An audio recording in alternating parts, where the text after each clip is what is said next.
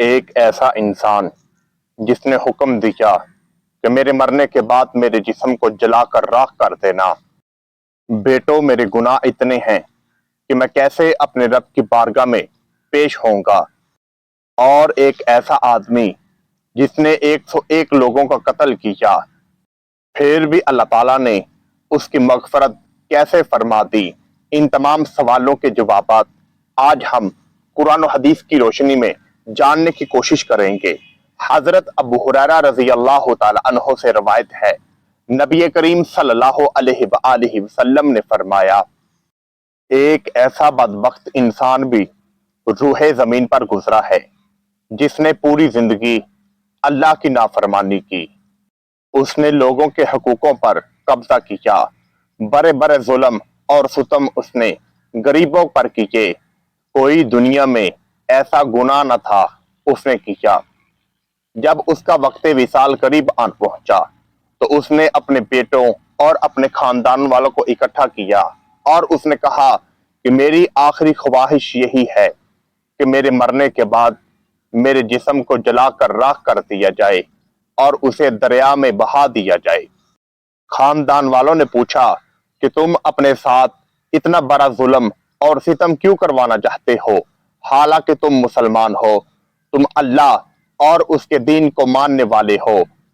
اس نے کہا کہ میرے گناہ اتنے ہیں کہ میں اپنے رب کی بارگاہ میں کیا منہ دکھاؤں گا، اور جو دوزخ کا عذاب ہے اس کی کشش دنیا کے عذاب سے 70 گنا بڑھ کر ہے۔ آخر کار وہ شخص اس دنیا فانی کو چھوڑ کر چلا گیا اور اس کی وصیت کے مطابق اس کے گھر والوں نے لکڑیاں اکٹھی کی اور اس کے جسم کو آگ لگا دی۔ جیسے ہی اس کا جسم جلتا رہا، قدرت الہی بھی اس منظر کو دیکھ رہی تھی۔ جب اس کا جسم جل کر راکھ ہو گیا، گھر والوں نے اس کی راکھ کو اکٹھا کیا اور اس کی راکھ کو دریا میں بہا دیا، کہیں سمندر میں پھینک دیا، اور جو ہڈیاں باقی تھیں انہیں دفنا دیا۔ اللہ تعالیٰ نے دریا، سمندر، زمین، جہاں جہاں اس کے جسم کی راکھ کو پھینکا گیا، اللہ تعالیٰ نے اس جگہ کو حکم دیا اور اس کی راکھ کو اکٹھا کر کے اسے زندہ کر لیا۔ حضرت ابو ہریرہ رضی اللہ تعالی عنہ فرماتے ہیں کہ اللہ تعالیٰ نے اسے اپنے سامنے اکٹھا کیا اور پوچھا، اے بندے، تو نے کیوں اپنے گھر والوں کو حکم دیا کہ میرے جسم کو جلا کر راکھ کر دینا؟ وہ کہنے لگا، اے میرے رب، میں نے پوری زندگی نہ ہی تیری عبادت کی نہ ہی تیرا حکم مانا۔ میں نے اس ڈر سے اپنے گھر والوں کو حکم دیا کہ مجھے جلا کر راکھ کر دینا کہ میں کون سا منہ لے کر تمہاری بارگاہ میں پیش ہوں گا۔ اللہ تعالیٰ نے اس کے ڈر اور خوف کی وجہ سے اس کی مغفرت فرما دی۔ روح زمین پر ایک ایسا انسان بھی گزرا ہے جس نے 99 لوگوں کا قتل کیا۔ 99 لوگوں کا قتل کرنے کے بعد وہ ایک راہب یعنی عیسائی پادری کے پاس پہنچا اور اسے جا کر کہنے لگا کہ میں نے 99 لوگوں کا قتل کیا ہے، میرے لیے ابھی کوئی گنجائش باقی ہے۔ اس نے کہا کہ تو اتنا بڑا قاتل ہے کہ تو نے 99 لوگوں کا قتل کیا، میرے دین میں تمہارے لیے کوئی گنجائش باقی نہیں ہے۔ اس نے کہا کہ تیرے دین میں اگر کوئی گنجائش باقی نہیں ہے۔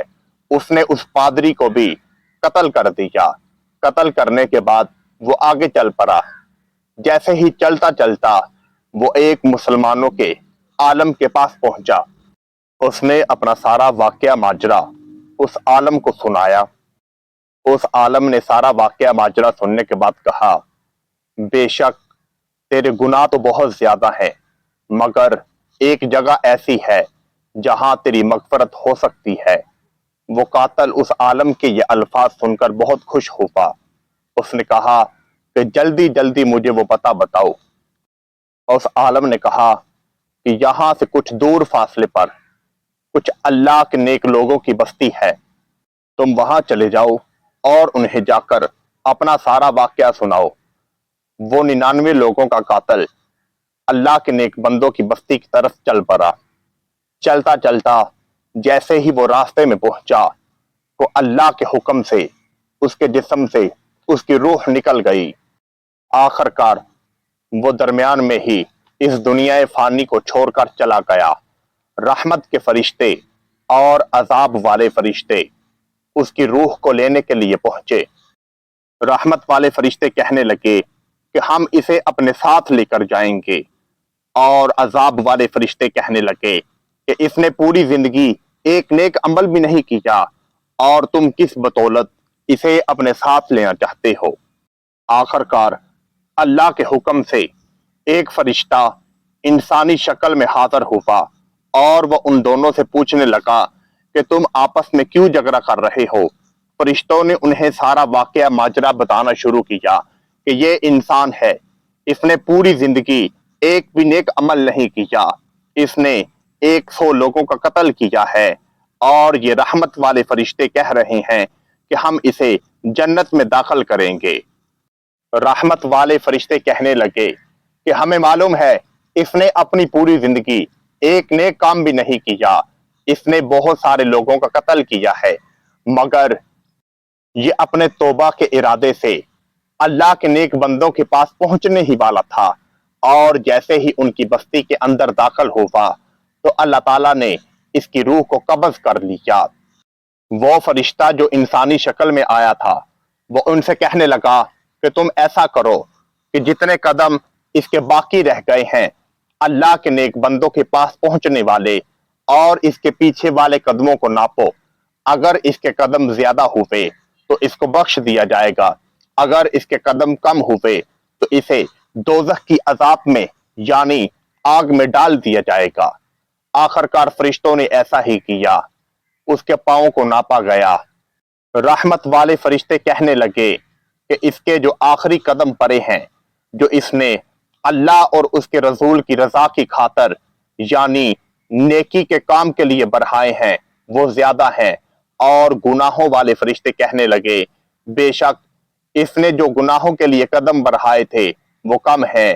اللہ تعالیٰ نے اس کے اس عمل کو دیکھتے ہوئے اس کے تمام کبیرہ اور صغیرہ گناہوں کو معاف کر دیا، اور جو اس نے 100 لوگوں کا قتل کیا تھا اللہ تعالیٰ نے اپنی رحمت اور فضل سے وہ تمام کے تمام گناہوں کو بخش دیا۔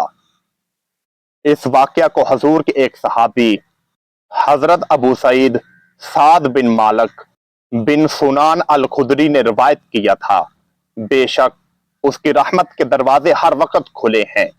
ان دونوں واقعوں سے آپ کو جو نصیحت ملتی ہے، ایک واقعہ تو یہ تھا کہ ایک انسان اللہ کے ڈر سے اپنے جسم کو جلا رہا ہے، اور ایک دوسرا انسان جس نے 100 لوگوں کا قتل کیا، اور وہ اللہ کی رحمت سے اس امید پر نکلا تھا کہ اے میرے رب کہیں تو ایسا دروازہ کھول دے کہ میں دوزخ کے عذاب سے بچ جاؤں، تیرے سامنے پیش ہونے سے بچ جاؤں، تو اپنی رحمت سے میری بخشش اور مغفرت فرما دے۔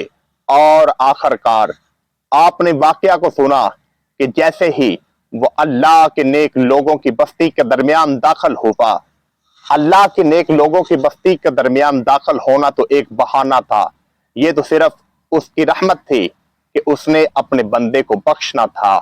اے دنیا میں رہنے والے انسان، اے 1400 سال جنم بعد لینے والے انسان، تو اپنے رب کی رحمتوں سے کبھی مایوس نہ ہونا۔ وہ تو صبح ہوتی ہے تو اعلان کرتا ہے کوئی انسان جس کے لیے میں اپنی مغفرت کے دروازے کھول دوں؟